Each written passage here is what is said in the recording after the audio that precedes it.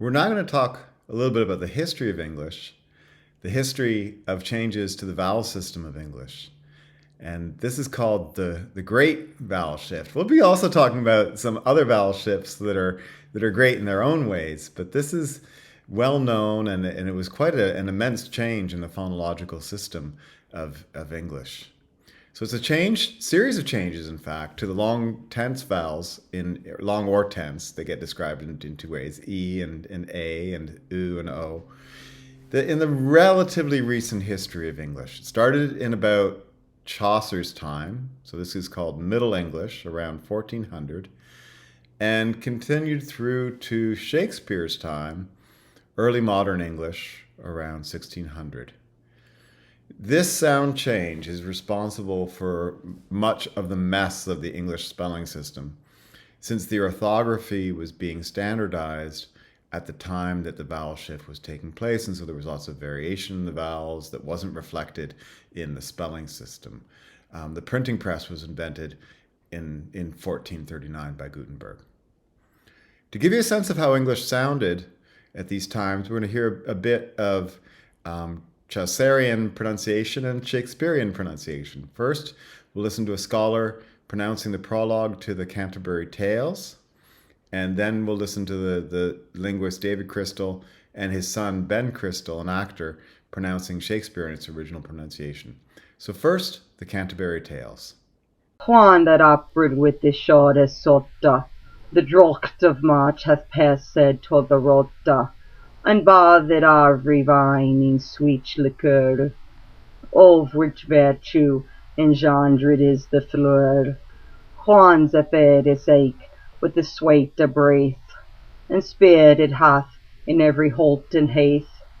The tundra croppus on the young sonna hath in the ram his harfa corsilrona, and smile farless macan maladia, that sleep in all the nicks with apenia, so pricketh him not dura in hell corroges, than along and folk to gone on pilgrimages, and palmerers for to sake and strangest rondas, to fan a howless colfa in sondra londas, and spatially from every shade is aimed.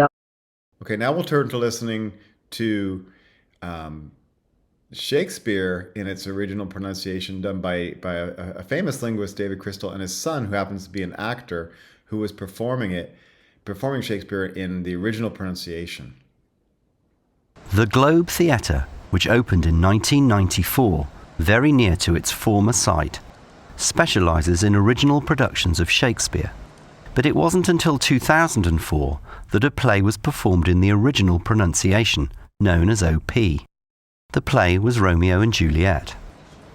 Well, the Globe is known for its original practices. This is why it is here, to try and recreate the theatre as it was in 1600 and thereabouts. And when they started it off, they decided to do original costume, original music with original instruments, original movement around the stage and so on. But they never did original pronunciation because they thought, quite wrongly, but understandably, they thought nobody would understand it. But it was a very, very successful occasion. The seats were packed for that weekend. Everybody loved it. And it was such a success that the Globe then decided to do a second production the following year, production of Troilus and Cressida. It transports you back through the centuries. It's a very magical, almost hair-raising experience, especially in this space, to hear that accent, a space that's sort of as close as we can get to a 400-year-old theatre, and then an accent that's as close as we can get to a 400-year-old accent with a 400-year-old play. If anything, it rounds the experience of going to see a Shakespeare play out. Any period in the history of the English language can be studied from the point of view of how it was pronounced at the time. Old English, Chaucer, and so on. In relation to Shakespeare, we're talking about the sound system or phonology that was in use in a period called early modern English, and in the period specifically around about the year 1600. Now, it's a period during which pronunciation was changing very, very rapidly. So there isn't just one kind of OP. There's an OP that evolves throughout the period. For example, early on in the period, people were pronouncing the word musician as musician, musician. Later in the period, it had evolved into musician. And of course, later still, it became musician. David Crystal and his son Ben regularly work together to demonstrate how original pronunciation differs from modern pronunciation. It's an interesting accent to tune your ear into. So we're going to run through a few pieces of Shakespeare, first in a modern sort of received pronunciation accent, the accent that you're used to hearing Shakespeare in, and then we'll switch into original pronunciation. And probably Dad will do some and I'll do some as well, so you get to hear it in a different voice. Their first example comes from Henry V. Ben gives the modern pronunciation and David the OP. Oh, for a muse of fire that would ascend the brightest heaven of invention. Oh, for a muse of fire that would ascend the brightest heaven of invention. A kingdom for a stage, princes to act and monarchs to behold the swelling scene. A kingdom for a stage, princes to act and monarchs to behold the swelling scene.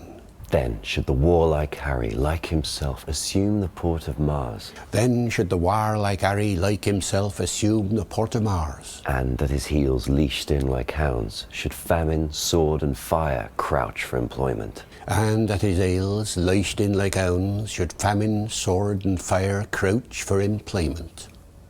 How do you know that that was original pronunciation?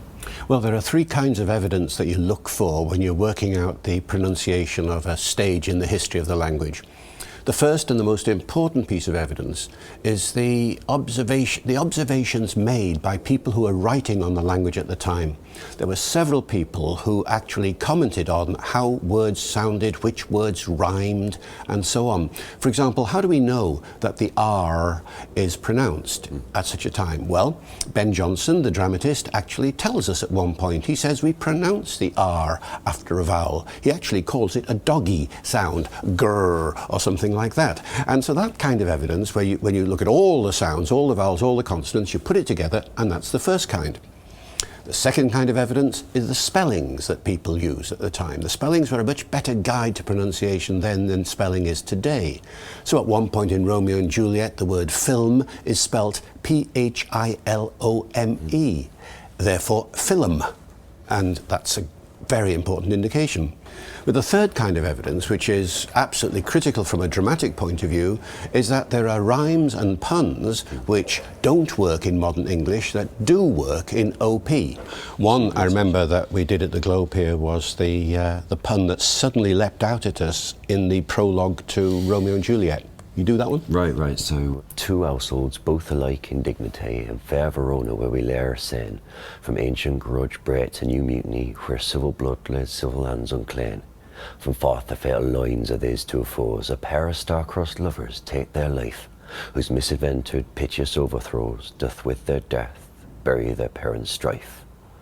And it's the lines, isn't it? It's the lines, from forth the fatal lines. Now the thing is, loins was pronounced loins, and the word lines was pronounced loins. So there is a pun. Double meaning. Yeah, a pun on loins and lines, genealogical lines on the one hand and physical loins on the other, which is completely missed if you do it in modern English. It's a good example. David and Ben have also discovered that nearly 2/3 of Shakespeare's sonnets have rhymes that don't work in modern English, but do work in OP. Give us a good one. What, 116?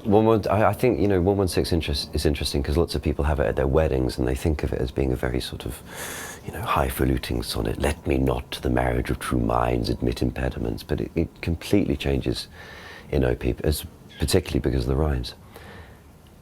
Love's not time's fool, though rosy lips and cheeks within his bending sickle's compass come. Love alters not with his brief hours and wakes, but bears it out e'en to the edge of dumb. If this be error and upon me proved, I never read, nor no man ever loved. Yeah.